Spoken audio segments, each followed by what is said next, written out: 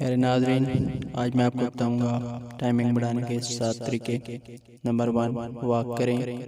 Number 2, ज़हनी कैफियत का ख्याल रखें और टेंशन से बचें। नंबर 3,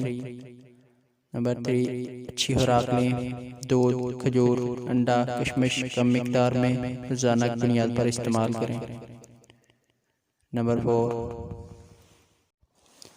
4, हम बिस्तरी हमेशा उस वक्त करें जब आप खुद को पुरसुकून समझें। 5, हम बिस्तरी शुरू करते वक्त यकदम या झटके से पूरा अंदर ना डालें, बल्कि आहिस्ता आहिस्ता से करें। इससे आप दोनों ज़्यादा मज़ा ले सकते हैं। नंबर 6, पहली दफ़ा जब मुकम्मल अंदर चला जाए तो इसे वापस बाहर ना निकालें, बल्कि अंदर दबाए रखें। नंबर 7, जब भी महसूस करें कि आप फारग होने वाले हैं तो फौरी तौर पर बाहर निकालें और लड़की से कोई दूसरी बात शुरू करें और साथ में इसे पोजीशन तब्दील करने का बोलें और इसी तरीका कार को दोहराते रहें और वक्त के साथ टाइमिंग बढ़ती जाएगी।